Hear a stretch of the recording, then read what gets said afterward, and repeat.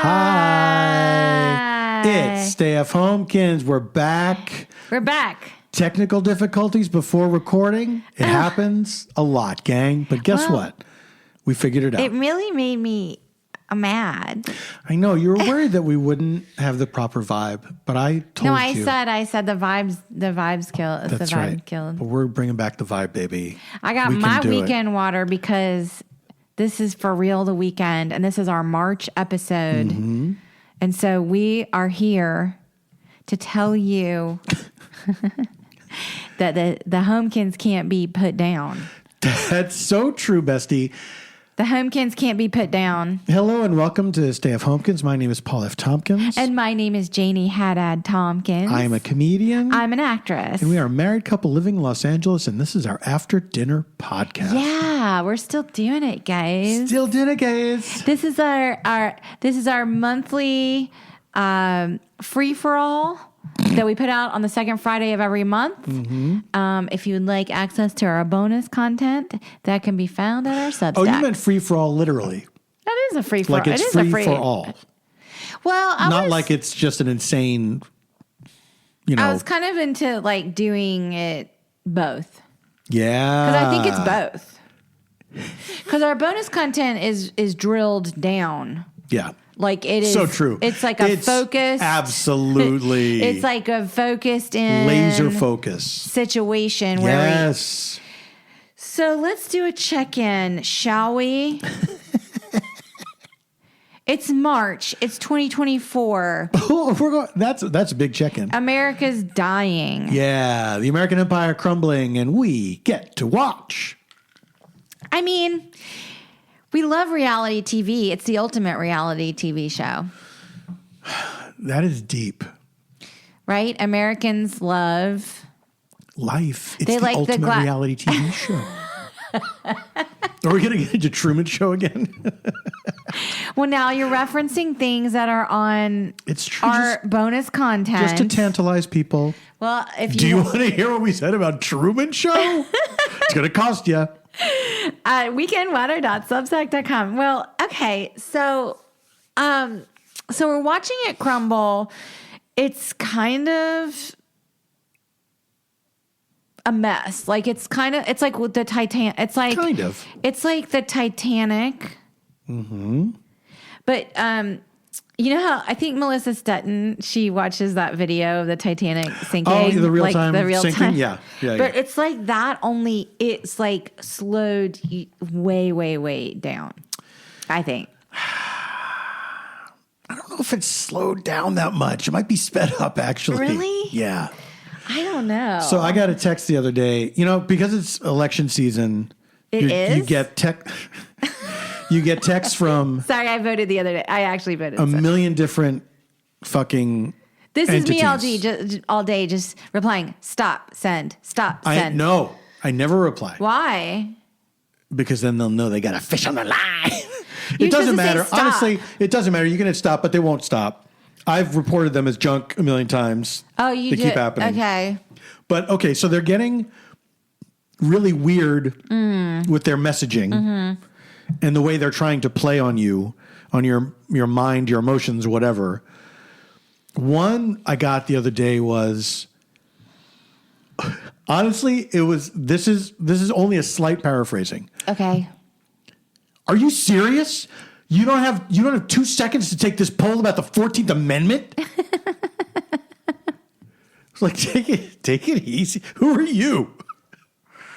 Get off my ass. And you know what? I am busy. Guys, pay for your own election. Like we have bills. We have bills to pay. That now. Pay for your own damn election. Yes. I go to the polls. Whatever. I used to tweet or whatever it was called, and now I'm just living my life, and I'm just trying to. I'm trying to survive. We're just trying to live La Vida Loca. So then I got one yesterday. We got to stay engaged, I guess. Well, they're making it hard because yesterday I got a text that said, "Are you abandoning Joe Biden?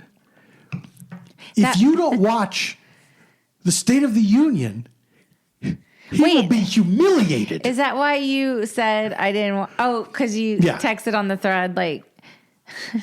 I'm sorry. I humiliated Joe Biden and I did not watch the State of the Union address. Do you know what is so embarrassing about that text? Everything? Is that like the way that we consume content and stuff, like it doesn't have to be live. Like we all have social media now. Do you know what I'm saying? Like I didn't watch the State of the Union and I didn't watch the State of the Union rebuttal. Although I saw some amazing clips. I do want to watch that. I watched a clip of it. Did not watch that weirdo. It's so, wait, we should do a watch along to that. And not put it behind the paywall, just like forever. Because it was so insane. And then I watched some clips of State of the Union or whatever. Like nobody has to be watching something on their couch anymore live. Yeah. Because you can consume it like anywhere and everywhere and any time. It's everything everywhere all at once. You think that's the worst part of the text? Not the idea that they're saying the president of the United States will be humiliated if you don't watch it? Well, I mean, I don't know. I've never even used that tactic when I'm trying to sell tickets to a show. I've come close. Wait, maybe you should. I've come close. You should. I have honestly, I remember I did a draft of a plea for tickets that was essentially like, hey, I'm not going to be around forever. Oh my God. See me while you can. Wait, that is grim. That's why I didn't send it. I was having a tough day. Honestly, if like Biden had sent that, this could be my test. Listen, you gotta State of the Union, watch it because I won't get to do a bunch. There's hardly any left. But to be fair, all of the Biden discourse aside, which is kind of like, okay, fine, he's like actually doing the job of presidenting, and it's whatever. Okay, we wanted that, we got it, whatever. But in terms of oratory, charisma, that was never his deal. Actually, that's not true. He used to be a much better and more exciting speaker. Oh, okay. I guess I just never was I never went down the. I knew it he was the vice president and he was fine with it and good with it or whatever. But Obama really was the guy who spoke to people. Oh, well, of course. But I mean, in my opinion, when he did do speeches at the conventions and everything, yeah, he was much more dynamic. I mean, don't you remember General Motors is alive and Osama bin Laden is dead? No, I don't even remember that. I don't remember that because but I remember the night Osama bin Laden was dead. Of course. I remember everything. I remember where I was. I was at Aaron Ginsberg's apartment. Do you remember who broke the news to you? You broke the news to me. That's right.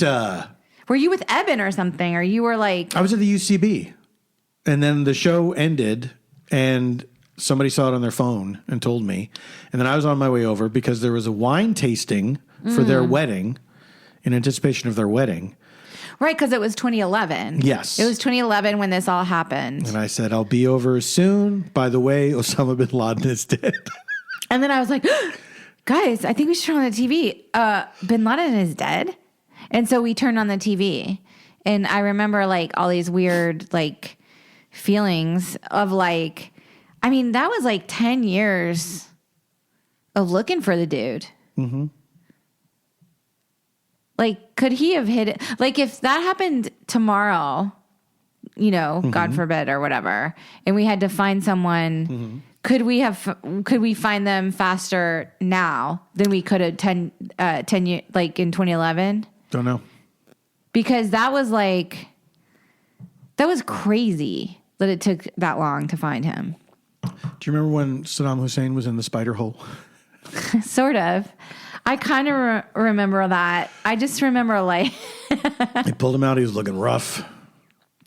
I was so into this documentary I watched on Netflix about the octopus murders. Oh, yeah. And okay, the whole like George H.W. Bush in the CIA thing, like, okay, something was up there. Yeah. There was something up there. Yeah. Something was up. Yeah. Also, like, I've heard his name in connection to like Bohemian Grove and stuff. Oh, yeah. Yeah, I have too. Yeah. But like not Bohemian Grove, just like, oh, the country club. I mean like Bohemian Grove, like the pedophile. Now I sound like a QAnon person. Well, all I've ever heard about Bohemian Grove is that it's this weird thing where these guys get nude and shit and, you know, who knows what goes on there. I know someone who I'm not going to say their name, but an acquaintance through a friend of ours that said that they have been to Bohemian Grove. Mm-hmm. Do you know who I'm talking about? No. But with whom? You know what I mean? Like their dad I can't remember the whole story, but like it was like, oh, it's just like a club, like a private. Your friend Dick Cheney? You know what? I want to, that would be like a cool screenplay, like a Yentl, but like to infiltrate. Like, it's not like I want to be educated, like, but I want to be. You just want to be in on the secrets. I want to go to Bohemian Grove. Yeah. Like, I want to go to Bohemian Grove. Yeah. I want to see what Clarence Thomas's fetish, like sexual fetishes are. Ew. Well, because like I would tell everyone. Yeah. But I mean, you can't kink shame. Not even.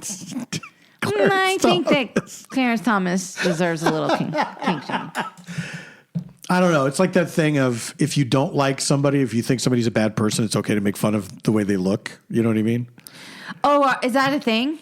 Yeah, it's kind of a thing. When you realize it, it's like, that's kind of this person. Oh, like Donald Trump. Like when people are like, oh, like, Donald Trump is so ugly. There's so many bad things about this person. He's so ugly. It's just an easy, cheap shot to say. And it's muddying the message. I know. Of course you want to talk about how he looks because he looks weird. He's a weirdo. And he thinks he's great. He's objectively an unattractive. Sure.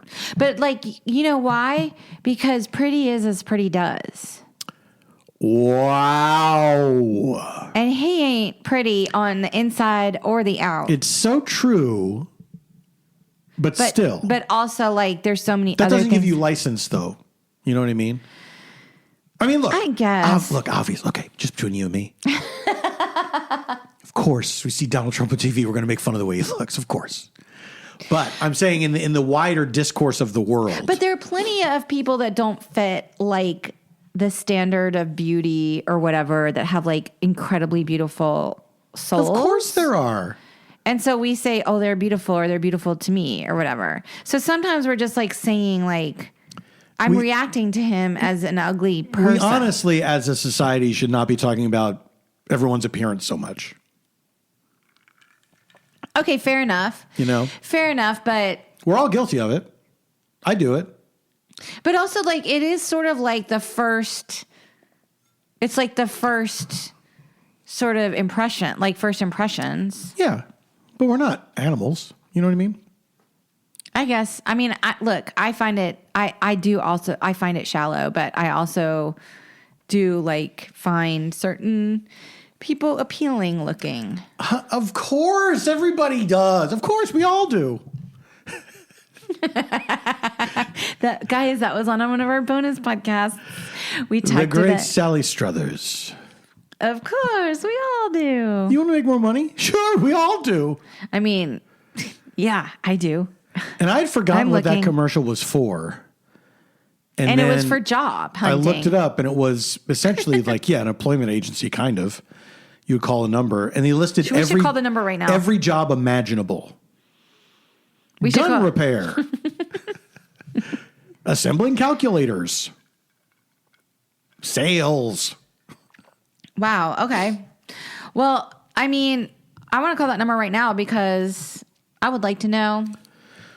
If they're still kicking? Yeah. Are they still placing people in every single job you can think of? Yeah, I want like some fun... Zookeeper. I want some fun jobs. Like, I'm ready to do some fun jobs. Milliner. Are there any fun jobs out there anymore? What's the funnest job, do you think? The funnest job? Yeah.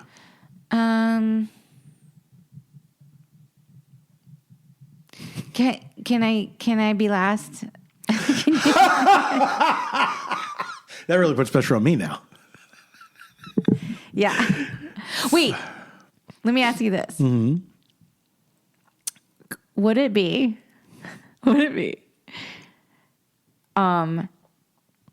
being a cocktail maker with flair at an outdoor bar, like in Tahiti or whatever, or in the Bahamas or whatever? Do you know what job I'm referring to? Well, it's like something straight on the movie Cocktail. Cocktails Starring Tom and Cruise as Brian Flanagan. Cocktails and Dreams. Cocktails and Dreams. Cocktails and Dreams. Well, that was his name, right? Brian Flanagan? Wait, the famous character? bartender? Yeah. Who was like... Star bartender? Star bartender, Yeah. Brian Flanagan. And then I forget what Brian Brown's name was, but he had a thing where he would say, so-and-so's law, number 422 or whatever. Duncan's Law. Or What whatever. was his name, it was though? or it was like Donald's Law. Or something. Number 43. Have fun when you make the cocktails. And he died on the yacht. Wait, okay. Yeah. Would that be fun? Well, I mean, you're still a bartender. You still have to do there's a lot of shit that goes with bartending that's not fun. Like if you don't have a good bar back or somebody. But if you're like the star bartender, you're the fucking star bartender. and you can take a full 10 minutes to make a drink, then you're having a great time. I think a fun job, this has always been like sort of my, oh my heavens. My fun job would be like, I work in a tiny little shop, maybe that sells like 3 pieces of art that are $1 million a piece in NoHo, or not NoHo, we're at Nolita in Manhattan. The shop is beautiful and it's quiet and beautiful. And I get to determine the playlist because I'm the only one who works there. Right.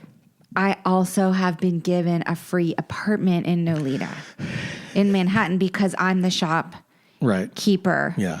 It's a very quiet, beautiful shop. Is the apartment right above the shop? It's right above the shop. Yeah, has to be. And because I am the shopkeeper and I sell the 3 pieces of $1 million art in Nolita, it's kind of like, can be like by appointment only, like, you know, like if I decide I want to open one day at 11:30, that's fine. Or I want to open one day at 9, that's fine. I can go and grab a lunch or a coffee. I just flip the sign that says back in 15 or whatever. Right. Do you know what I mean? Right. Yeah. But my beautiful Nolita apartment is above, that is covered by, you know, I sell like $1 million piece of art and that covers, and I own the whole thing, I guess. Right. What do you think about that job? I think that sounds nice. How do I do that? How do I get that? Oh, I thought we were just doing pie in the sky. I didn't think we were actually pursuing That's these my things. pie in the sky, is this beautiful shop where I get to run the playlist that sells. And do you see anybody ever coming into the shop? Well, yeah, because they have to buy.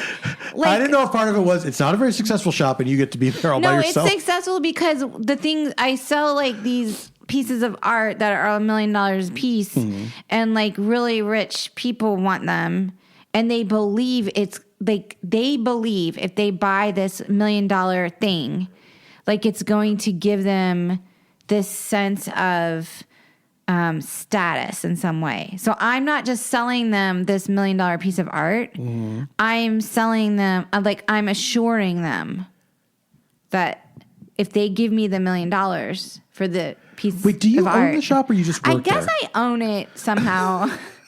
Maybe it was like bequeathed to me. Definitely in Nolita though, in Manhattan. Okay. And maybe even it's one of those old buildings where there's like a secret tunnel to some other buildings. Okay.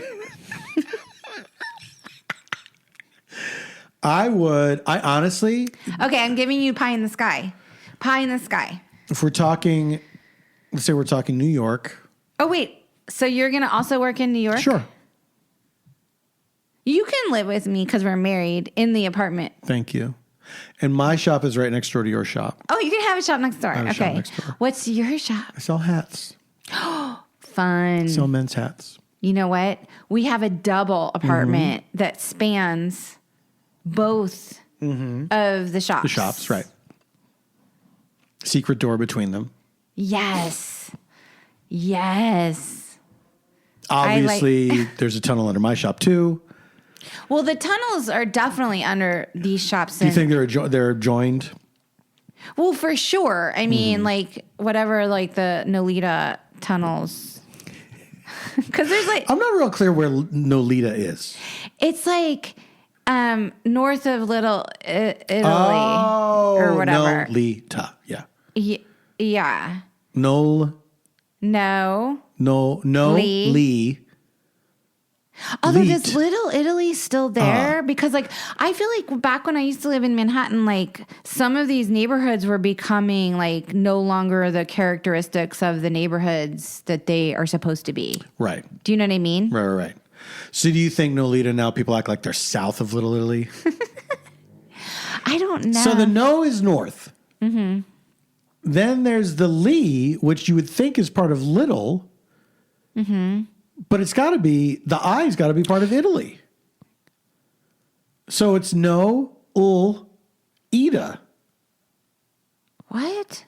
Wait, I think there's 3. Like it might not be north. It might be. Oh my God, this is embarrassing. What is Nolita? Oh, it's just north of Little Italy. You thought there were 3 what? 3 neighborhoods? Well, you were making me doubt it because you were like saying like I'm just talking about the portmanteau. It's no for north. Yeah. L is just for the little. Right. And then the Ita is part of Italy. Yeah. That's what it is. Right? It must be. I can't accept the I as part of Little. I just loved Nolita, like, and there's like tunnels there. I didn't know you were such a tunnel fanatic. Well, like in New York, sure. If this was New York, we'd be in a tunnel right now. You know what I miss about New York? The tunnels. The tunnels. I love the tunnels under the shops. Well, they got all the subway tunnels. It's not the same. Wait, so you're going to sell hats. So you're fine with living in Manhattan on these apartments? I mean, if we're talking about a crazy fantasy life that's never going to happen, sure. Okay, but also like what if it was like a shop like by a beach or something where you just sold like snow cones to little kids? Oh, well that to me is my retirement plan. Oh, it is? Yes. It's to be like in a shack by the beach that rents out surfboards and shit. The first time. No, I've mentioned this before. No, but because I'll say like, oh, what's our retirement plan? And then you're like, we're never going to. Well, we're not. We're not going to retire or whatever. Not. We can't retire. And I'm like, yeah, I get that. But like for like, what if no one wants us anywhere? And like, what if society rejects us? What if the entertainment industry crumbles along with America as it is likely to do as of now? It's not looking good for the entertainment industry. Looking good. I feel like those people that are working now, they'll always have work, and good for them. Did you know Adam Sandler is the highest paid actor? Like, in all of Hollywood? Or he's made the most money? Wait, yeah. Like, the highest paid actor last year was Adam Sandler. Highest paid actor? Yeah, because I guess because he has that Netflix. He has like a Netflix. So because he's done multiple projects? Yeah. Okay. Yeah. That's what I meant. Oh, wait. I know what the headline was. He was the highest earner. Yeah. So he made the most money. Yes. In all of Hollywood. Because I guess he has this overall deal. Yes. At Netflix. Do you know, I just heard about this movie. Yeah. And our friend Padgett told me about this movie that I'd never heard of. Okay. There's a movie called Spaceman.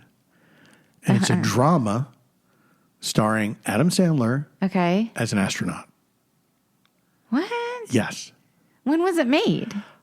Last year, maybe? For Netflix then, because he's like owned by Netflix. Yeah. But it's a drama. So like he can just do whatever he wants because I guess, right? It's like if you have an overall deal at Netflix, I guess like yeah, they want the content from you. Yes. So if you're like, I think I want this, and then they're like, okay. Yeah. You can do that, but you got to give us 3 comedies. Right? Yeah. And he's like, okay, fine. Dave Chappelle's like, I want to do 3 consecutive specials about trans people and making fun of them. And then Netflix is like, fine, but go ahead and do it. They're like, how much more money can fine, we give but you? we're going to give you millions of dollars. We don't want to underpay you. So like, don't let us underpay you. So wait, you're going to talk about, like you're going to be derogatory about a certain sector of society. Okay. How much more money do you want? Yeah. And they're a marginalized group of people, right? Okay. So we're just going to back a truck of money up to your house. How about that? That's to me is a real disappointment of his whole deal. Yeah. You know? And disappointing about Netflix. How about that?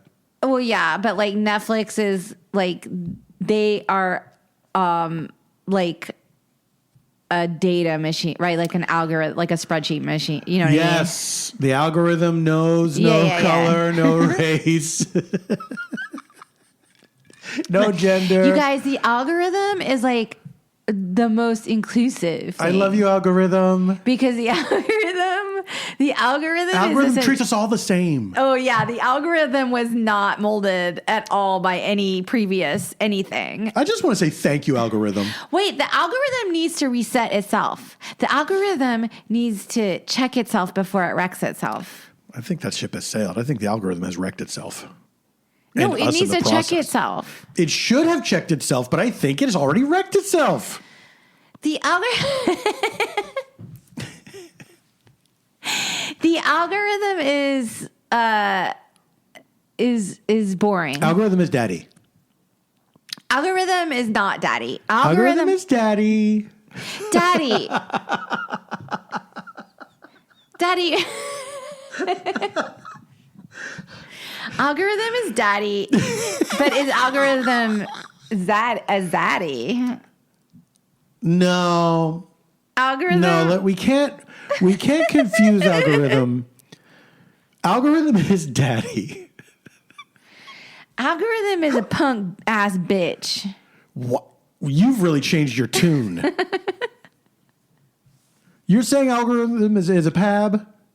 Do you know what I think? What? I think in 5 years, there's going to be like this wave of Hollywood creatives or whatever, or like executives. They're like, you know, we're going back to like discovering talent and using our instincts because we tried the algorithm and it didn't change the amount of money we make.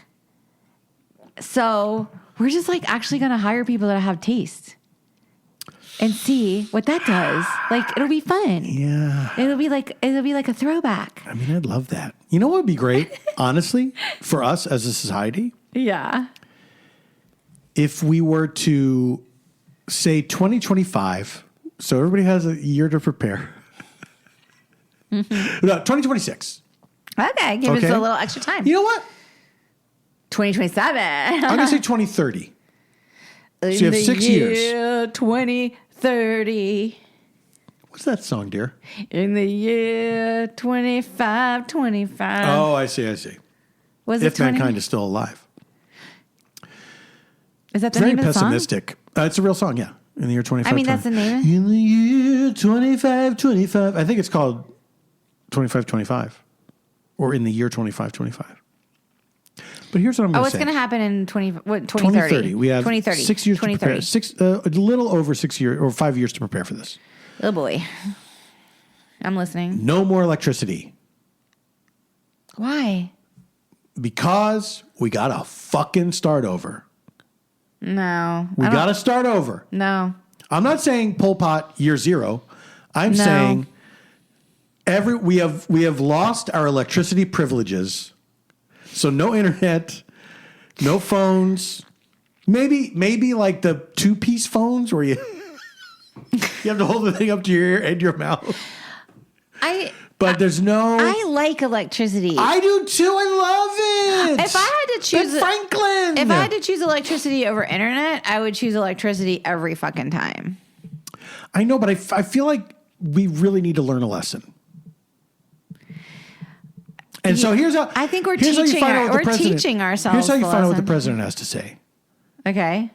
It's in the paper, or you go to the train station where he's doing a fucking tour.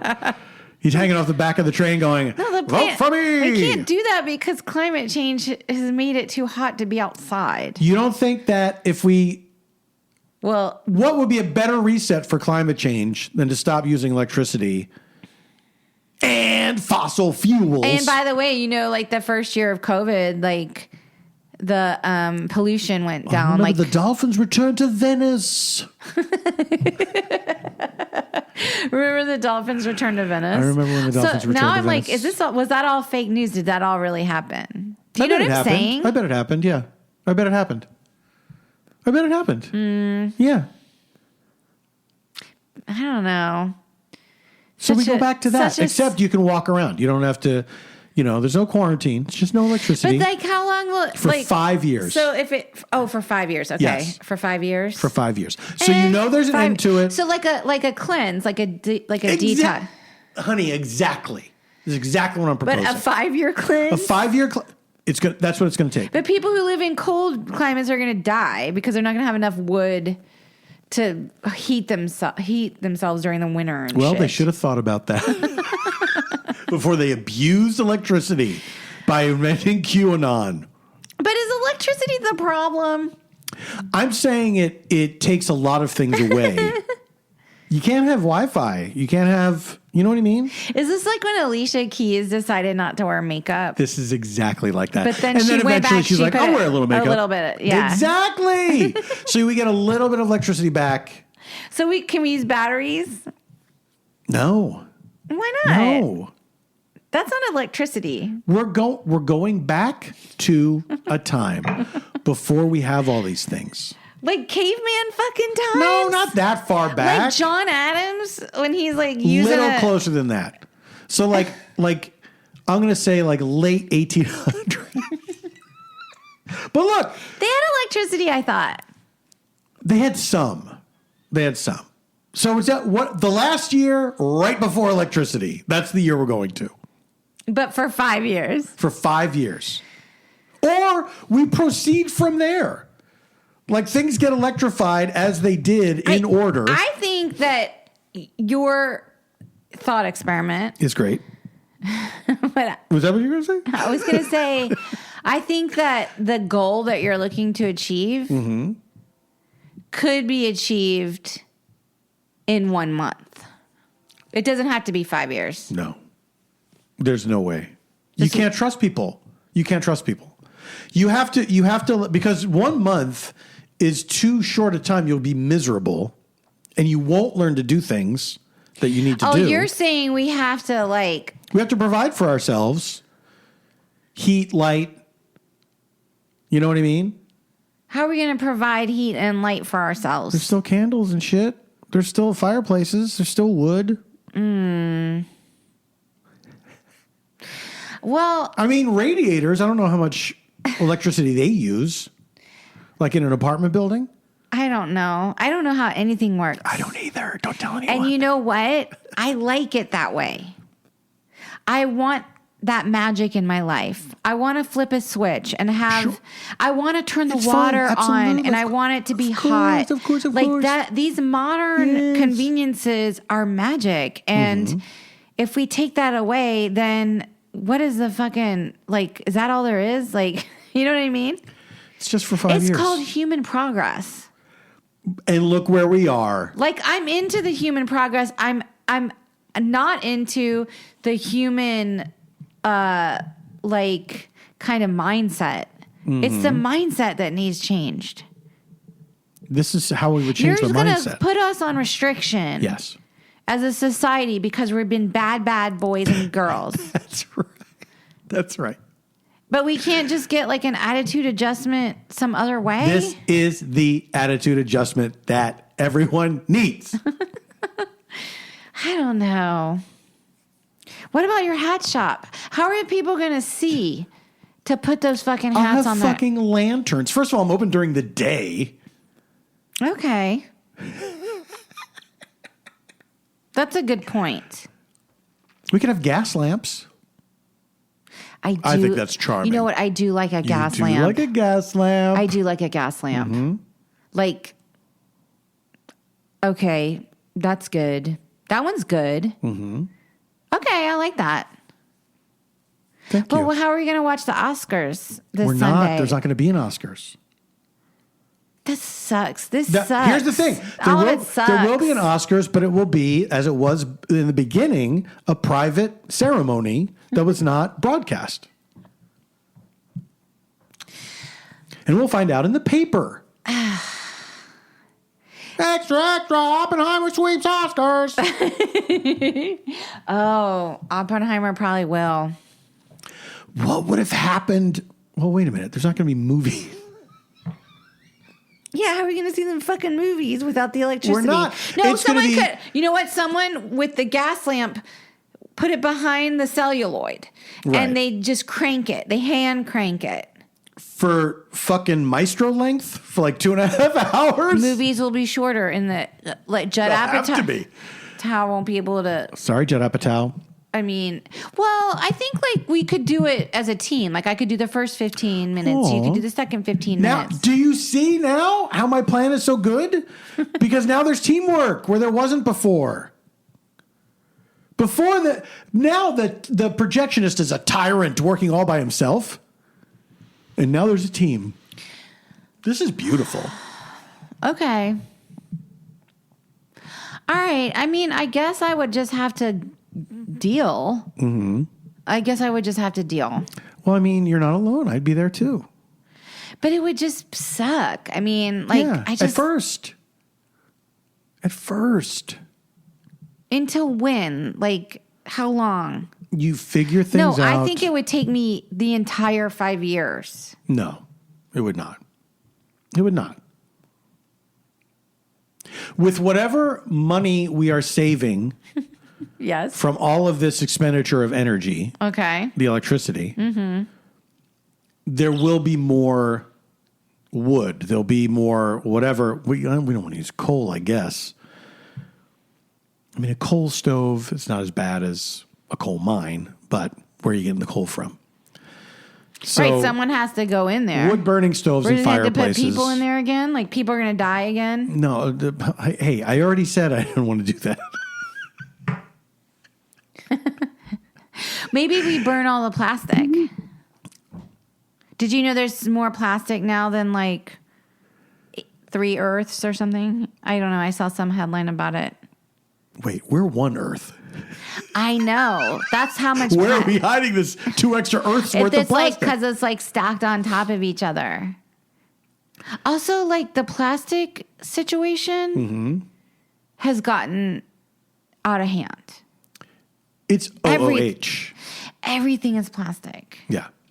What are we supposed to? I don't know. I gotta go to another planet. I'm done with this one. I really am fucking done with this planet. Why don't we take all of this plastic? By the way, we're not high. Are you high? No, I'm not. Oh, okay. Because you really are. I'm trying to solve problems. Okay. All right. We take 1 Earth's worth of plastic, Okay. And? make it into a spacecraft, Okay. and we keep taking. I like this idea. This is a good We idea. take plastic out to space, Okay. and we build shit out there In space. in space. Not on a planet, just in the space? Not on a planet, just into space. So we make it useful somehow. Make it into a space station. Oh, that's a good idea. They're not all metal. There's got to be some plastic involved. Well, the fact that the plastic won't, like, degrade or whatever. Yeah. Like that's got to mean something in terms of like an outer space situation. Exactly. It's like if there's a way to make a plastic skeleton of a spacecraft and then you shield it with the appropriate materials that you need. And then once you get out there, the plastic's okay once it's in space. It's the leaving the atmosphere and the re-entry that causes shit to burn up, right? But we're going to send it up in like a spaceship or something, right? Yeah. We're going to haul supplies up there. And then we make a plastic space station. I think we should put all the plastic in a black hole. I don't know how you do that without getting sucked into the black hole. Now, granted, I don't know a lot about black holes. All I know about them is from science fiction. I think we should put the plastic in a black hole, like kind of like, you know when you break up with someone and you're like, oh, my ex, and then you rip up all the pictures of him? Or like you burn, like cut the heads out? Yeah. Yeah, like, he left a thing behind and I'm going to burn it. And I'm going to have a burn party. God. What are you, in TLC? Or ReesaTeesa, because she talked about, I can't wait to talk about ReesaTeesa. Is that the second half of our podcast? Should we take a break? We should take a break. We have a wonderful sponsor on this episode. And then, I hate to tease it, but we got to talk about ReesaTeesa. Hate to tease it, hate to tease it. Hate to ReesaTeesa it. ReesaTease it. Wait, you can talk credibly, competently about ReesaTeesa. I feel like I can. Because you did experience. I'm not a ReesaTeesa scholar by any means. Okay. But I was in the room for a lot of it when you were listening to it. All right, we'll be right back. We'll be right back after this break. We here at Stay of Homekins love to read. You know, we get plenty of recommendations. And we've got a doozy for you from one of our listeners. Check out The Resurrectionists, the debut novel from indie author Stephanie M. Braun. Fleeing an abusive relationship and in search of her estranged family, Jessica Chase finds herself in San Francisco when her former lover, a con man named Felix Rogers, follows her, and she learns that her uncle's life is in danger. Jessica knows it is time to stop running and take action. Together with her brother, she forms a team and sets in motion a heist that becomes a race against the clock to end the threat from Felix once and for all.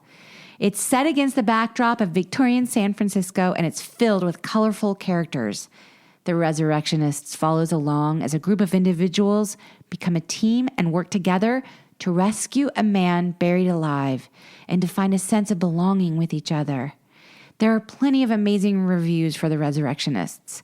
Fantastically woven story. This unique heist novel is very engaging. Goodreads review. Tightly constructed, cleverly written. S. Kinch, reviewer. A must read. This heist story simmers, then bubbles, and overflows into a killer conclusion. The jaw-dropping ending made me want to go back and reread the book immediately. Goodreads review. Man, if that doesn't make you want to get a copy of The Resurrectionists, I don't know what would. It's a real page turner. So please get your copy at www.stephaniembraun.com/store. That's Stephanie M. Braun, StephaniemBraun.com/store, and use the special promo code just for our listeners, HOMEKINS20 at checkout. That's HOMEKINS20 for 20% off any order. It's available in ebook and paperback. So please get your copy of The Resurrectionists and enjoy that page turner. We, the people, are still in the driver's seat. We get to decide whether our future will grow brighter or whether we'll settle for an America in decline. She knows it's declining. I know which choice our children deserve. And I know the choice the Republican Party is fighting for. We are the party of hard-working parents and families. Isn't that funny? That's the beginning of the rebuttal speech by that intense lady that was like basically went viral. Who I understand is an elected official. Apparently she is... she's some senator or something? Freshman Republican senator from Alabama? Like she's in the... Wait. Like a state senator? either way, they tried to make her look like a regular person. Well, I just think it's funny that she's like, we're the party. What didn't Alabama just have that whole like debacle with IVF, like the personhood stuff? Yeah. And then they had to pass like a emergency protection against families who want IVF, and she's like, we're the like, what did she just say? We're the party of hardworking parents. Yeah. I guess like the other party they don't work hard or something, or what? No, there's no hardworking parents who are Democrats. Oh, but I like they try to make her look just like a regular. I'm like you. I'm like a regular hardworking mom. I just happen to be a senator. She was like very dramatic and intense. But then she's also in this kitchen that looks like a set. It looks like they don't like nobody lives there. And you know what it looks like? Looks weird. It looks like a model home, like for a subdivision or something. I mean, we're definitely gonna watch this tonight. Like, I want to watch the whole thing. How long is it? I don't know. That's a good question. Thank you. Anyway, it's not nearly as compelling as ReesaTeesa on TikTok. Great segue. Okay, so basically, guys and gals and gills. Yeah, fish people. Hey, are you the fish man from The Shape of Water? I know that you fuck. That was a thing. That movie was a situation. Yeah, I liked it. I liked that did? movie. Yeah. I like that it won Best Picture too because it's so weird. It did? Yeah, it did. It won Best Picture. Oh, the Oscars are coming up as we speak. That's what I was trying to tell you, is that we had the Oscars. What do you mean you were trying to tell me that? You're trying to like take our electricity away. I feel like I'm scared. Not for, we have years to prepare for this. Help me. We have. Paul's going to make us go off the grid. No, I'm not. I'm not doing it unless everybody does it. And the time frame is 2030. It's not going to start right away. All right. Well, I want to check in. I'll check in with you before that. Okay. So I'm not really on TikTok, but everyone was going crazy. Like, basically, my mom was like, "You gotta." She's all over TikTok. Well, my mom is like, yeah, watching, not posting. No, she's definitely not. Oh my God! Thank God. That would be freaking terrifying. But anyway, so she was like, one weekend, it was like 3 weeks ago or something, and she's like, I was like, what are you doing? And she was like, I watched this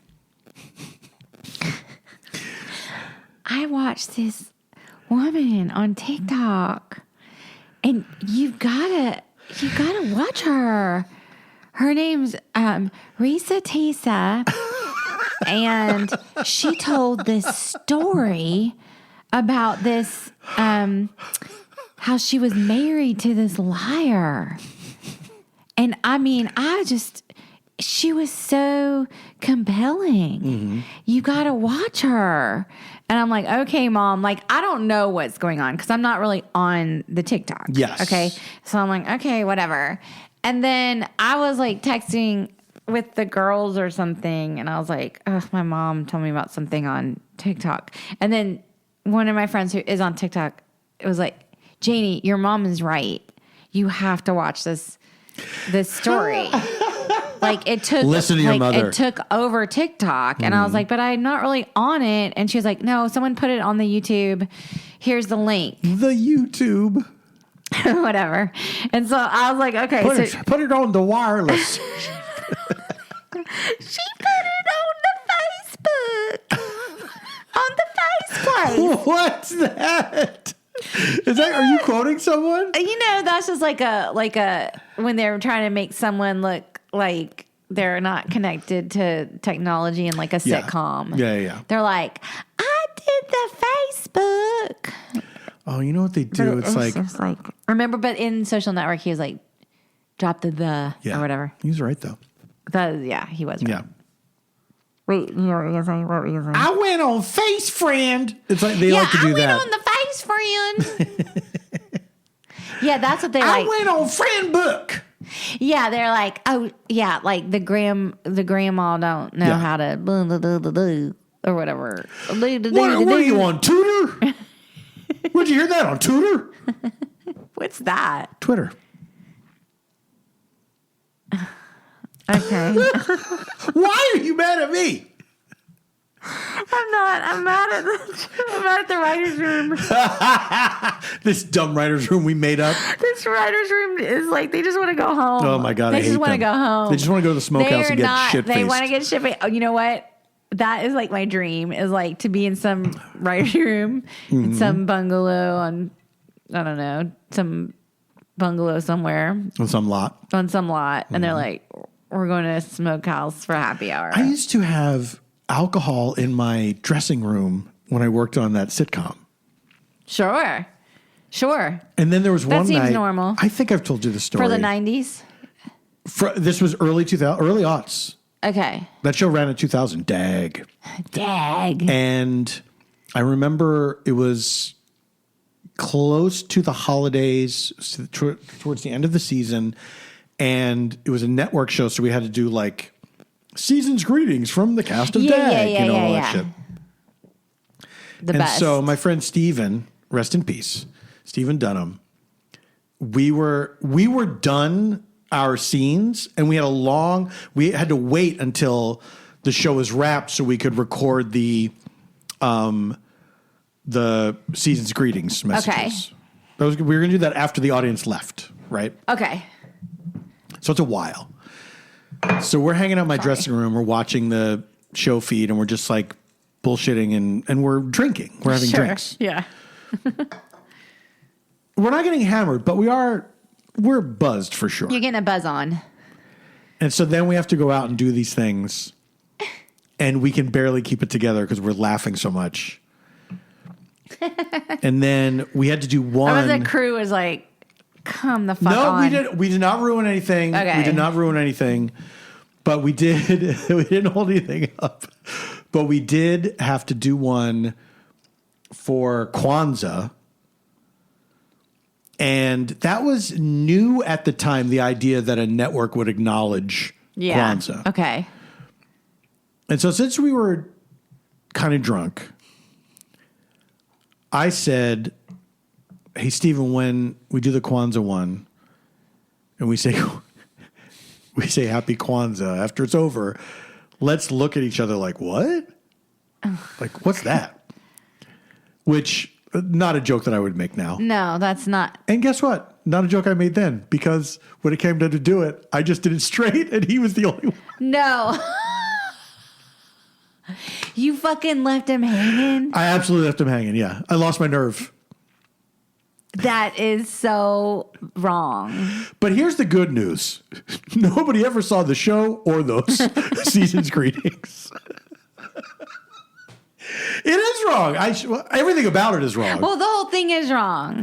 Like the joke, that joke is a culturally insensitive joke. 1,000%. 1,000%. But was like we were very casually culturally insensitive for so long with because we didn't have absolutely the internet or whatever. No, we did not. We were not interested in learning. And we didn't have the internet. We didn't have the internet, but I think that we're also. I think it took us. Regular people who are not, hardened to other cultures, other beliefs, other whatever, people that can allow their minds to be expanded. Yes. We weren't necessarily doing the expanding ourselves. And it took a while to catch up. And I think you're right because of the internet, where suddenly we were exposed to other people being schooled. And we could say, I never thought about that before. I realize now I've been doing this thing. Like outside of our bubble. Yeah, well, that's what I'm saying. Yeah. That's what I'm saying. And so, but it didn't take, for a lot of us, it didn't take necessarily a person of color saying, hey, don't do that. Hey, don't make fun of Kwanzaa. We were lucky enough that we got to see other people in that situation so that we could learn passively and say, oh, I see. This person spelled it out perfectly why that's wrong. Yeah. Thank God this idiot asked this question in such a belligerent way. But also insanely wrong to like come up with the scheme and then leave your friend hanging. Well, I argue that that's very funny. No, that's not funny. That's like worse. I argue that that's hilarious. All I know is, okay. So back to ReesaTeesa, because I feel like how long did it take you to watch? Know. It's 7.5 hours long, right? The whole thing. Yeah. And how long? Okay, so it says Gina sent the link to the YouTube. To the YouTube. She said, no, someone stitched it together on YouTube, so you don't have to be on the TikTok. Yeah. And so I was like, okay, so she sent it, and I had to take a lunch break from work, so I made a sandwich, and I was like, I'll just start watching it while I'm having my sandwich. Right. You know, and so what could go wrong? So I start watching it. And it is immediately like unique. Mm-hmm. Well, in that, you can tell, like, so she's like, so ReesaTeesa is in her car and she's looking at like the camera, like, you know, how you TikTok videos, people just film themselves front facing videos in the car, blah, blah, blah. And like, but it's immediately unique in that she starts going into meticulous, mundane details about like how she met her ex, like what website it was, what his profile, like, and I'm like, oh my God, like this is so, I'm already in. Like I'm already in with these details. Like I can tell by the setup that the story is going to be like a doozy because you would never start with so granularly. Right. If you weren't needing to stitch somebody along for the ride. Yes. Like you just would never do that. And she's a good storyteller. She's an amazing storyteller. She brilliantly titled the series, Who the Fuck Did I Marry? To be fair, who TF did I marry? Well, she wants to make it family friendly. It's called Who TF did I marry? Yes. But I know what the TF stands for. Yeah, and she'll be like, okay, part 31 of Who the Fuck Did I Marry? You know, whatever. And she's like colorful in the telling. Like, even though she's like meticulous about the details, she'll like insert certain like reactions and stuff, you know. But she's so good at it because it's not like a lot of online people or reality show type people that are trying to be a big personality. You know what I mean? She's being very measured. She is like someone you know. She's like your friend who's like, oh, you didn't know the story? Yes. Okay, we'll pull up a chair. Somebody who you know that you love to hear them break down something that happened to them. And then you're like, okay, I can't, wait, let me get my glass of wine because I cannot wait and start from the beginning. Like, like literally I would be like, start from the beginning. Like, if this person were my friend, you just know. And you know what? She did. She fucking did. She did. She fucking started from the beginning. It's 7.5 hours. So then I'm like, okay, like I'm kind of into it. I'm kind of into it in a way where like, oh yeah, I'm going to listen to this entire thing. Like I have to. But you get to a place with it where you're like, okay, I don't have to watch it necessarily. And then she came out later and said she purposefully recorded it in such a way that it would be an audio story. Right. So I was like, I don't need to watch this. Like I can throw this. She's not throwing up graphics. She's not like there's pointing a couple to of things. Graphics, but they don't matter. Like there's at the beginning and then she kind of abandons the graphics, I think. But like, so basically like I started listening to it in my earbuds, like it's a podcast. Right? Yeah. So now I'm binging this person's podcast like over like a couple days. Yeah.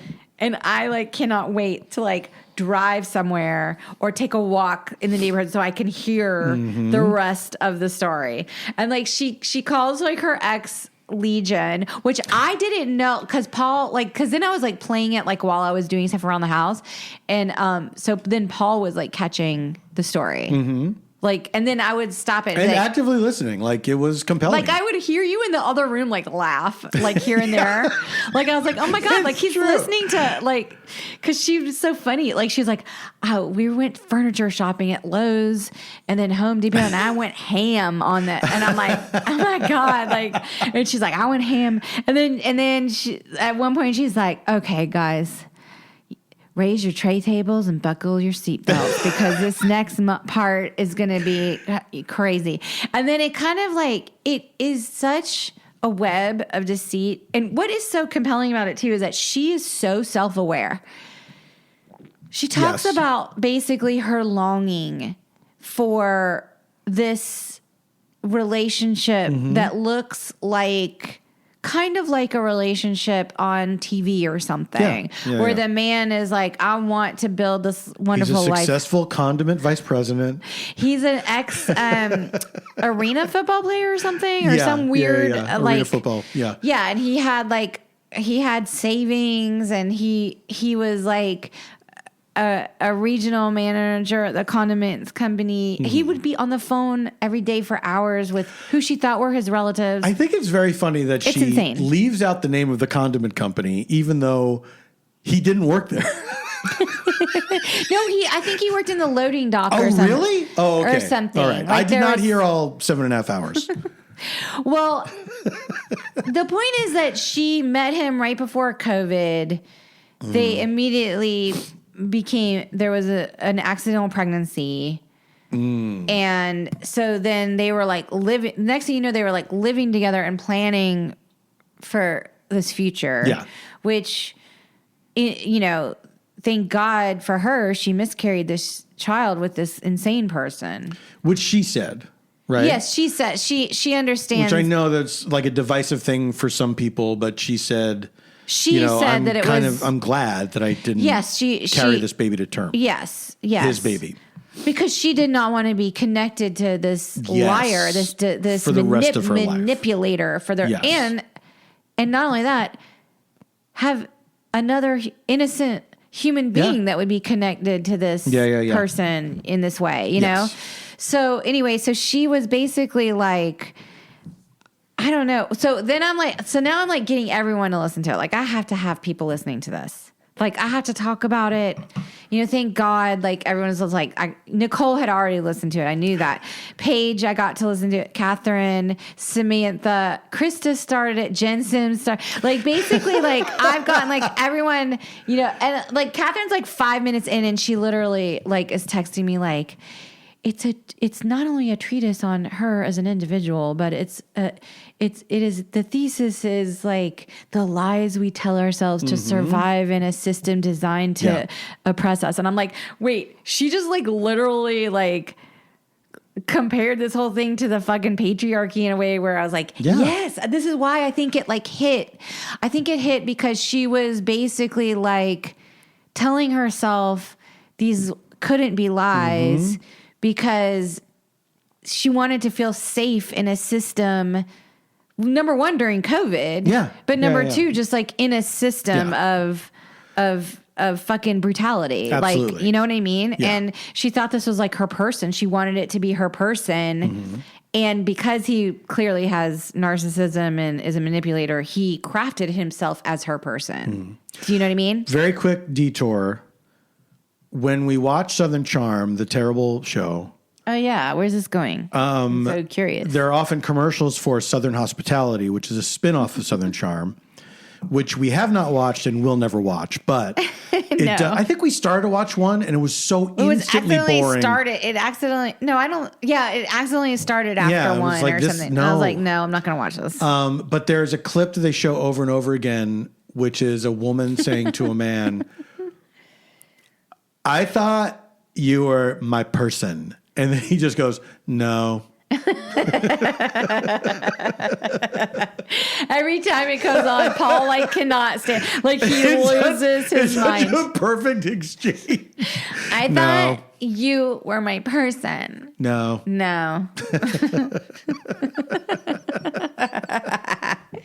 Anyway, so then ReesaTeesa apparently like she goes viral. She doesn't know that she's going to go viral, but like, I guess. How wild that a 7.5-hour story went viral. Yeah. You know what I mean? Well, but that's a feat. I have to say, it was such an amazing story and the way that and the lessons that she learned about like herself and how like open she was about just the trauma that she suffered from this, that she doesn't want to trust anyone again. Her self-examination and her, she's in therapy. She talks about therapy. Sure, but her admission of like when she's saying things like, "I know that I sound stupid. I know that I sound like I got, hoodwinked and I was completely gullible," and I understand. I understand you're watching this and you're thinking, "How could she do this?" Yeah, it's fascinating and it's so human. It's so human. It's amazing. It's legitimately amazing. But then she becomes, as she says, the FBI, the CIA, and the IRS or whatever all at once or whatever. Because she she basically secretly fact checks him because her spidey senses are going off. When she was doing the Google image searches of his bank account, he would show her pictures. He would show us here's my bank account. Yes. As if he's online with his bank. And then she found out those were just... She reverse imaged them. Yeah, they were just... pictures of someone's Instagram or something or whatever. Yeah. It's it was a house of cards. Mm-hmm. And I think when it came down for her, and she was still living with him when she researches his identity and all this stuff. And so, oh my God, you're literally on the edge of your seat going, how is this going to get sorted? How is this, how is this going to, whatever. So she calls him Legion. This was Paul's listening. She calls him Legion. Well, Paul points out that Legion, I didn't know this, is a demon. We are Legion. Yes. I had no idea. So to me, I just thought she was calling him that because it was funny. And then you're no, it means a demon. It's a demon. He's the devil or something. A bunch of demons. Or a bunch of demons. Yeah. So he's Legion, the demon. Mm-hmm. And I was that added a layer for me. You know what I mean? Yeah. And then, so then she wraps it up. She's done some Q&As because people have questions. And so I guess she went viral on TikTok. And I'm hoping that she's, capitalizing, monetizing on things. But I guess she was not, quote unquote, registered as a TikTok creator or whatever, whatever that means where you can make money. Yeah. So when she started her TikTok, she was not registered as a creator. And then she went viral and then she went back and was able to get herself registered somehow. But I mean, a lot of people, I think, were thinking she made $1 gazillion off of just her videos. Right. But I think she didn't expect she wasn't on TikTok as an influencer. Yeah. She was on TikTok just for whatever, for being a person. Yeah. And then she started telling the story and then it went fucking crazy viral. It got written up in the fucking Washington Post, the New York Times. She's got an agent at CAA but now she's been signed by well, thank God, because someone needs to be shepherding deals that are going to come her way because, so then she went and back registered. She was on Good Morning America. Mm-hmm.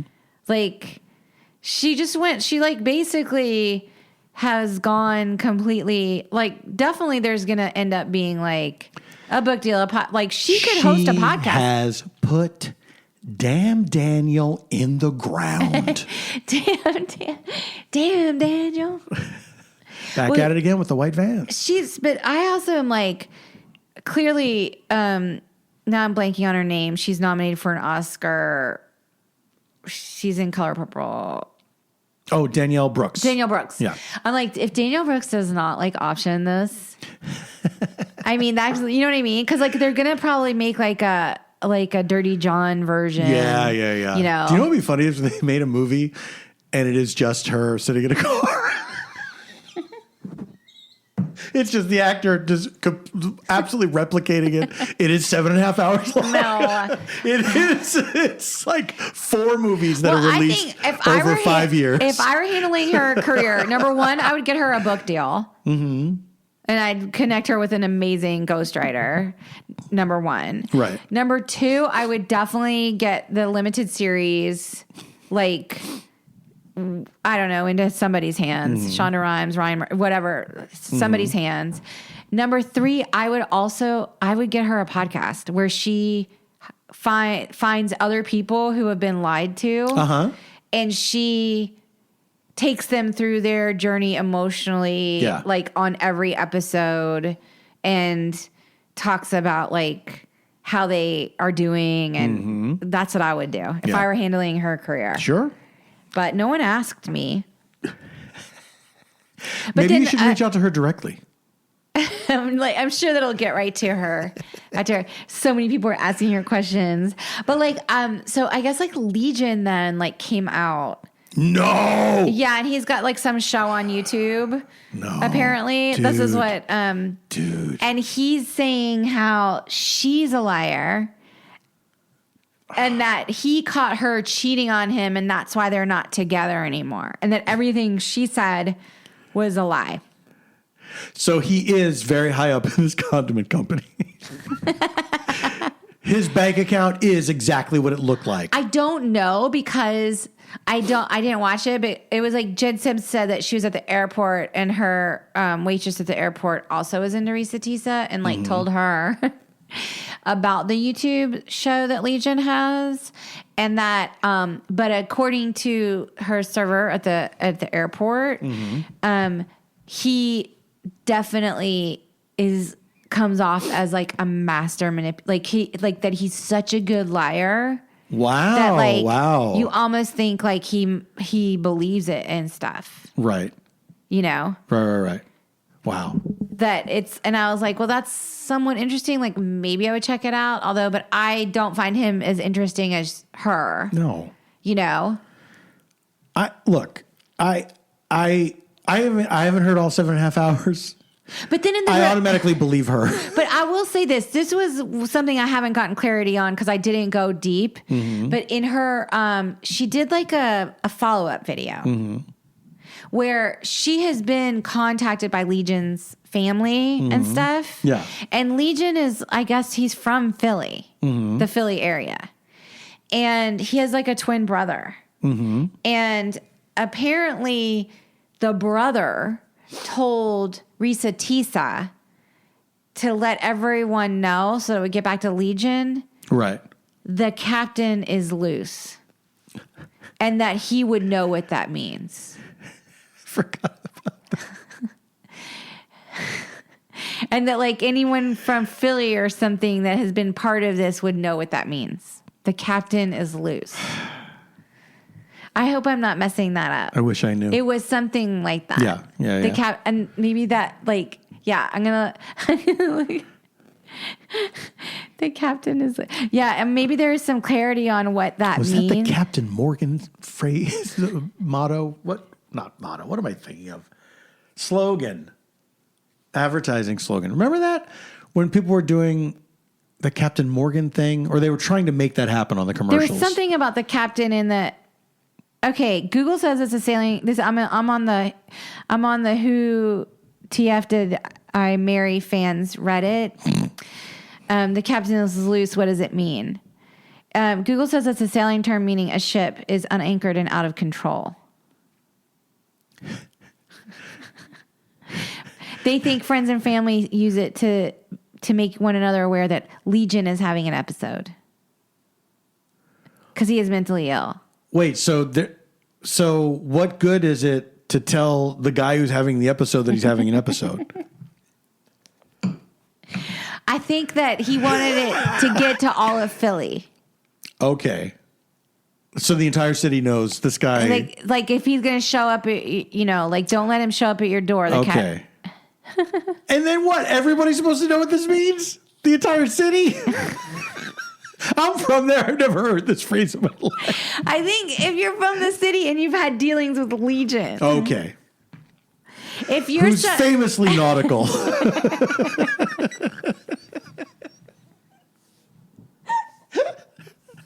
She goes on and on about that in the story. I was wearing his captain's hat. He's got that parrot. No, but he does have the WWE belt buckles and the Invicta watches that he like left behind. She was like, and if you know about WWE belt buckles, like they're not inexpensive apparently. Yeah. And the Invicta watch, like the detail is like insane. Yeah. I don't know. I don't look. Let's just say as soon as I finished ReesaTeesa, as soon as it ended, and you were here when we ended it because we watched the end together. Yes. Well, we did throw it up on the screen. Didn't she put like some music over the last thing, right? Like some sort of ending music. Am I imagining that? Maybe the YouTuber did, but I don't know. Because I was watching the point. But I don't remember. But all I know is that as soon as it ended, I was like, this is an American masterpiece. Like, I literally was so enthralled for 7.5 hours of just like a complete extemporaneous storytelling of somebody's real life experience who has absolutely examined themselves and is courageously telling a story that might make her look incredibly gullible and not very, and she's clearly very smart because she found out everything. As Studs Terkel has ascended to Mount Olympus, Americans must now tell their own stories unprompted. Exactly. Yeah. This makes Studs Terkel look like Snooze Terkel. Hey.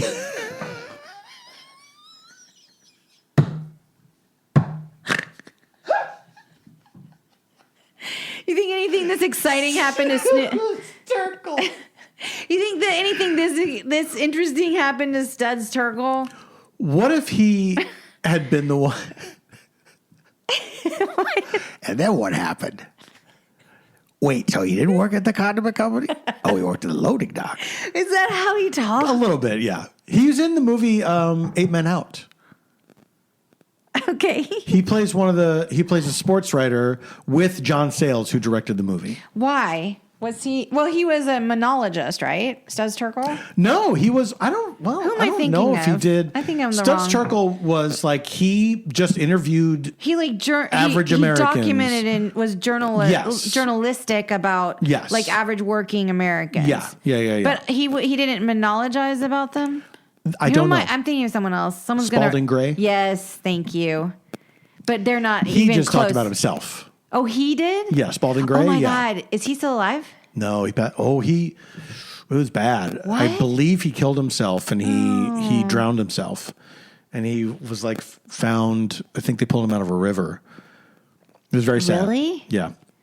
Was there substance abuse stuff? I don't recall, but he was a troubled guy. He was a troubled guy. Sad. Yeah. Well, because I'm like, these types of artists or artisans or whatever would love TikTok. Do you know what I mean? Probably, yeah. Honestly, yes. Yeah. Because that's where we're going, right? Yeah. With like, Yeah. with this stuff. Yeah. I mean, for as much ridiculous, phony garbage is on those sites, on TikTok, Instagram, whatever, with influencer things, with like trad moms and shit like that, you know, who are like, I wake up at 4:30 a.m. and I make homemade porridge. Like there are people that are telling their honest stories. Oh, yeah. You know, just being 100. themselves. Absolutely. Yeah. I mean, that's what's like, but how do you find that stuff? Because the algorithm, who is daddy. Algorithm is daddy. Daddy isn't giving it to us. Daddy, give us what we want, Daddy. Give us the truth. Daddy, give us the truth as a treat. Daddy, we can handle the as truth. Literally treat. We can handle the truth. Daddy, we're not the people in A Few Good Men. Why did you know that like billionaires like own Hawaii? Yes, you told me this the other day. I know. That they keep buying up all the land. Yeah, that's not cool, right? It's so. Is it true so that like bleak. Mark Zuckerberg is building like some kind of like survival compound. I don't know, but I absolutely believe it. Some millionaire owns almost all of Lanai. The entirety of it. Millionaire? Oh, did I say millionaire? Just now you did. I meant Gotta be billionaire. With a B. That's the B. Big B. Big B. You I'm know- a big B billionaire. Hey, you know what's cooler than $1 billion? $1 billion. $1 billion. You know what's cooler than $1 billion? $1 trillion. Or trillion. Ew. I don't. Whatever. I know. Was that the, like, who knew that The Social Network, though, like that movie, which, by the way, I think is an awesome movie. I love that movie. That's one Why of do those I movies. love that movie? It's just so well done. Is that like, a Fincher, right?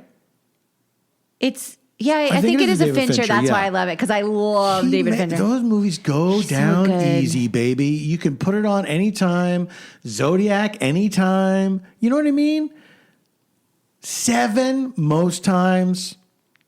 Not as much anymore. I like the right. I mean, Sorkin. You know, when he writes about that kind of stuff, I guess he hits it. He hits the nail. Yeah. He got that story interesting. Oh, You know what's weird about The Social Network? Nobody mentioned screwball comedies from the 30s. are we talking about This is one of Aaron Sorkin's things. the 9/11 episode of The Newsroom? Oh, which I famously auditioned for and did not get. Oh, I famously had the worst audition of my life for Newsroom. Really? Yeah, I couldn't do it. I couldn't do the Sorkin. Wow. I don't know if It eluded I don't remember me. this. Yeah, it eluded me. Because I think I was just given like a little speech to do, and I didn't know anything about the character or anything. Mm-hmm.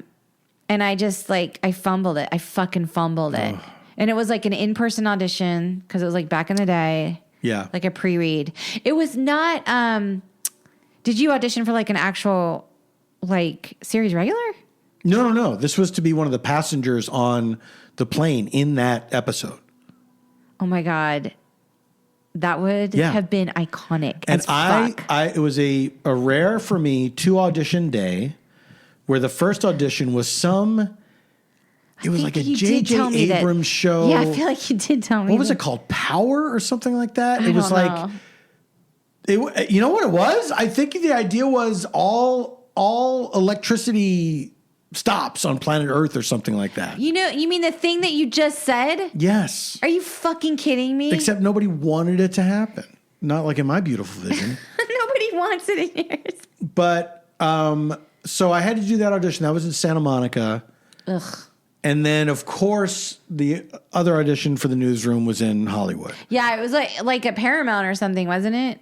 Because I had to go somewhere. It was like one of those weird Was it studios. Yeah, that I remember like Francine Maisler or somebody was the That's casting. not who I read with. I read with somebody else.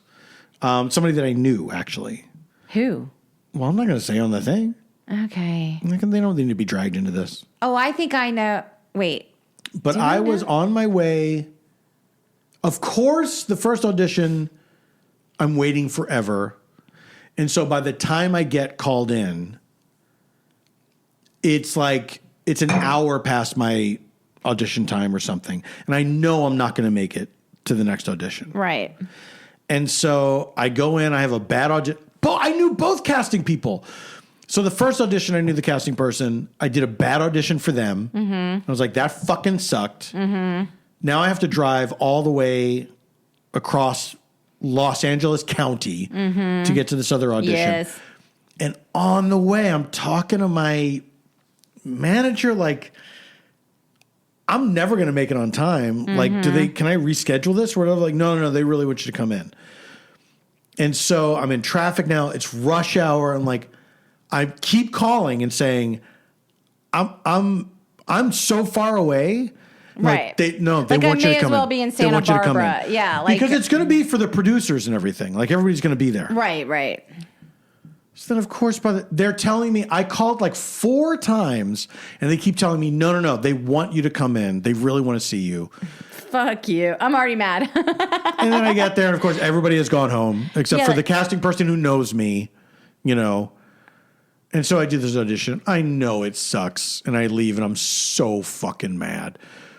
Then when I see it, I'm like, okay, it's not so bad. Yeah, but it would have been iconic. I mean, I'm very torn. Because that scene is like passed around on the internet all the time. I would, honestly, yes. I would have loved to have been part of that history. But the part that I read for was melded into another part. Because they made it one you person. Weren't on time. They were like, I guess we got to throw these lines. We're going to throw these lines to this other person. That guy's tardiness made us rethink this scene. And you know what? Like, you know We're what? also never going to call that guy in again. We can save money on whatever. Oh, God. Yeah. Never heard from either casting office again.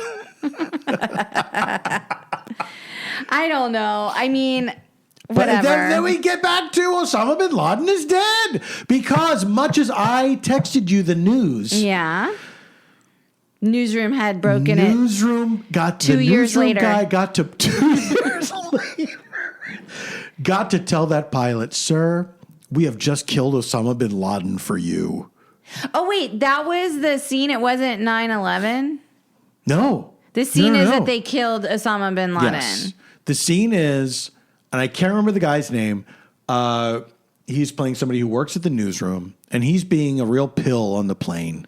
They're stuck on the tarmac. You know what? If that happened today, he'd be filmed on an iPhone, and everyone would be like, get a load of this Karen. Well, what's funny is that it happened then. He would have been, like an air marshal would have shot him in the face. Right, because it was post 9/11. It was post 9/11. It was like 10 years after 9/11. Yes. Like we still were like taking our shoes off all the time. Exactly. So that behavior would not have been tolerated. Here's the amazing thing about that scene is that he is giving the female flight attendant a hard time and calling her crazy and stuff like that because she keeps telling him, hey, stop breaking the fucking rules, you fucking asshole. And he keeps breaking the rules. And it's supposed to be funny, but it's not funny. And so then when he like gets the news or whatever, he's still being a fucking asshole. And then the captain of the plane comes out and says, like, what's going on here? Who's making all this noise, whatever? And the guy, you know, he's sort of chastened, and he looks at the captain, he looks at, you know, his flight wings, and he looks at his name tag and all this shit. And then it, like, the gravity of it hits him. And he says, sir, he looks at the co-pilot, like, co-pilot. Then he looks at the flight attendant he's been giving a hard time to, and he says, crazy lady. And that's supposed to be funny, but it's like, okay, if you realized all this, like what flight crews have been through. Yeah, it's really weird. Why would you still call her crazy lady? You should be realizing, oh, she was right the whole time. I'm happy to say that. I took it the wrong way. I thought he was saying, we just killed Osama bin Laden for you. I'm happy to tell you that America has killed Osama bin Laden for you or whatever. I'm happy to bring the news, to give you this news. Don't be mad at news people being assholes because we bring you this news. But it's not. He's not saying don't be mad. But that's the subtext. No. That's the theme. No. This is what's wrong with it. The subtext is, I am chastened because I'm face to face with the person I'm giving the news to. Like, I'm in the news business, and we give the news, you know, through a camera, and I never am face to face with people. Okay. And I'm realizing, like, oh my God, I'm not late to deliver the news. I get to deliver the news to someone that it truly impacts. Yes. But not this bitch. This dumb bitch. This dumb bitch. Wait, but that's what's so crazy about it is like basically like America has killed Osama bin Laden for you, pilot, but you like stewardess lady who also will die in a plane that's hijacked. We don't care about you. Yeah. And it's weird. Your job is not important the way the pilot's job is. Like you're not the first line. I'm not recognizing that you're the first line of defense in something that could go wrong on a plane. Right. Because you're a woman. So fuck you. No, you're not a woman. Waitress. You're a crazy woman. You're a crazy waitress. You're a crazy ass woman. And I'm important. I'm a newsman. I'm important. Even now, while I'm realizing my importance and saying, oh my God, I have a responsibility. And to tell this man is like, that's humbling, but you're still a dumb bitch. It's really weird. Yeah. It's a weird choice. Sorry, Aaron Sorkin. I obviously probably listens to this podcast. Don't you think? You think Aaron listens to this podcast? Yeah. Aaron Sorkin? Yeah. I want to say this to Aaron Sorkin. This is confidential Aaron Sorkin. I'm talking only to him right now. In the way that this guy was talking to the pilot alone. Okay. Delivering the news. Aaron? Swing and a miss. Not great. We think that the airplane scene about killing Osama bin Laden had some strange detours in it. Some tone deaf detours. I mean, there were many. Some culturally insensitive holes. There were many issues. But number one with a bullet, calling her crazy lady after you realize crazy what lady. this means. Oh, cuckoo. Hi. Oh, my Speaking God, of cuckoo. crazy ladies. Cuckoo, we're kidding. It's just because your name is Cuckoo. Cuckoo. Oh, my God. All right. I think we should wrap it up. Cuckoo is trying to tell us something. I had to talk about ReesaTeesa in Act 2 because basically it was it could have been a recommendation, but it was more than a recommendation. It's more than a recommendation to me. Yes. More than a recommendation. I just love ReesaTeesa. You really do. I hope you get to meet her. Oh, that would be fun. That would be fun. I hope you get to meet her. Maybe she'll have me on her podcast. I have a story of my own about a liar. That's exactly right. This podcast that she doesn't have yet. Mm-hmm. Which hasn't even been mentioned except by you. I just think it's a great format for her. Yeah, I think so too. I bet she would be a good host. I bet she'd be very engaging, and I bet she'd be a good conversationalist with other people. Well, now, what kind of recommendations do you have, Paul, as we enter into the final moments of our March episode of Stay of Homekins? I've started reading the memoir of my boy, Werner Herzog, and it does not disappoint so far. Do tell. I'm just a few chapters in. It's great. He's great. It's called Every Man for Himself and God Against All. The tremendous title. Okay, this sounds like something I could get up into. I think you could. He's a really good writer. Like he's a great storyteller, and I'm learning about his childhood, which I never knew anything about.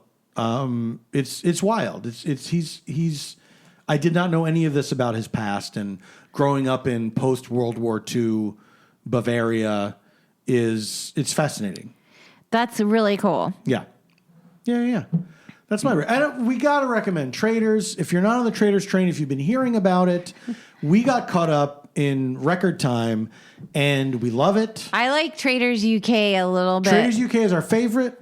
Traders US season 2, absolutely worth your time. You could almost skip Traders USC season 1. I think you could skip season 1 of US. Yeah, definitely. Sure. We started watching Traders Australia, which you fell asleep. I know. But the first episode I thought was very compelling, and I definitely want to watch more. I just don't like that Traders Australia doesn't take place at the same place as a little UK and US. It's like the generic. It's like the not the Oreos, but the Hydrox. And Hydrox was first. Did you know that? Well, they screwed it. They did. because Oreos got him with that name. You fucked up, Hydrox. Maybe no one wants to eat Hydrox. It sounds like Hydrox a cleaner. sounds like it does. It sounds like poison. Yeah, it does. Hydrox. It does. But the Australian ones, what's also funny is there could be for a bunch of silver instead of gold. And for some reason, that's so funny to me. Because in both the UK and the US version, like you see this pile of gold, you're like, oh my God. And then the host, the Australian one, who I have no idea who he is, Roger somebody, and he must be like a known quantity in Australia. Apologies to this man. I'm sorry to this man. But when he unveils the silver, he's like, look at all this. And everybody's like, oh, and it's like, why is it not gold? Maybe it's like worth more there. Maybe. I don't know. But I mean, gold is the gold standard for things being expensive. You know what I mean? I thought so too, but yeah, I don't know. Did it just look more impressive as silver? Like for the same money, if they had gold, would it have been like 2 discs of gold? I have no idea. It's all fake. It's all made up anyway. It's like essentially Bitcoin. So true. It's so true. So yeah, we like traders. We like Alan Cumming. Alan Cumming is the fucking best, man. But I do like UK one better. Yeah. And works the UK season 2 just dropped. Oh yeah, we got to watch that soon. Yes. And like this weekend. This is a recommendation, a personal recommendation. Oh, I'm listening. Sunday, March 17th, St. Patrick's Day. What? I'm doing my Varietopia St. Patrick's Day special. What? Irish music and comedy. Sounds fun. Traditional music, modern music. It's going to be a ball. Did one last year. It was so much fun. I'm really looking forward to it. And this year, not only are there still tickets available for the Los Angeles Lodge Room performance. Yeah. We're live streaming it as well. What? So you don't have to be in Los Angeles. Are you saying that you can buy a ticket to watch the show live? Yeah. From like your internet? Yeah. On St. Patrick's Day? Yeah. Buy the ticket before St. Patrick's Day, and then you can watch it for up to a week afterward. What? Yes. Get All your tickets at paulftompkins.com/live. That's exciting. It's very exciting. I'm looking forward to it. But tickets are not moving as swiftly as we would like. So we got a week to get the numbers up. But really do come out. It's going to be a lot of fun. Sounds fun. 7 p.m. showtime. So, you get home before things get really crazy. Also, I think most people are going to be doing their celebrating the night before. Oh, you do? Yeah. I mean, I think a lot of people, because, Sunday is a school night. St. Patrick's Day observed. Exactly. Is more Saturday. Exactly. Okay, I get it. But come out for like a chill, fun time. That sounds really fun. I can't wait. I can't wait. Okay, very cool. All right. I think that's it, right? I guess you're doing the recommendations for us, and yeah, that's it. Yeah. Do you have anything else? I guess. Well, I've been sort of into this true crime podcast. There we go. But it's grim because it's a young person lost their life, but it's called 3, and it's been compelling reporting, and it is about a young woman who went missing and was ultimately killed in the woods in West Virginia, like outside of Morgantown. And the story is really terrifying. Essentially, she was murdered by her 2 best friends. Oh, my God. Yeah. So it's like sociopathic teenagers kind of a thing. Are there any other kind? I don't know. But anyway, that's what I'm into. But Your mileage may vary. I basically listened to the newest one today. And I'm sort of like, can't wait for the next installment to find out how it plays out. Because I didn't know much about the story. Sorry to bring it down, but No. that's what I like. I like true crime. What am I supposed to say? If you're a crime buff out there you go. There's a recommendation. I like true shit. I like real shit. I don't like fake shit. That's just where I'm at. I like people's real shit. You like fake things too, though. Come on. Like what? Like traders? Traitors is a little fake, sure. But The you Crown. like a novel or The whatever. Crown. You're naming real things. All right. Thank you so much. Succession. There you have There's it. a fake thing. It's a fake thing based on real people. Okay, God damn it. I just like real shit. What am I supposed to do you love about that? Rumpelstiltskin. That's fake. Oh, well, of course, everybody loves Rumpelstiltskin. Everybody loves Rumpelstiltskin. All right. Guys, if you have not checked out our weekendwater.substack.com, that everything is there, including Paul's live tickets link is there, all of our podcasts, all of our bonus content. Sign up to our Substack for free. And if you want to... you want to hear the other shit? Give us a little extra dough on top of free, then you can hear us do reactions to Vanderpump Rules and just like that. And then the watch-alongs we keep threatening to do, but we have not done yet, but we will. We haven't because we keep recording these other things. It's so true. So we got to squeeze one in there somewhere. Yeah. All right, guys. Until next month, stay safe, stay sane, and stay strong.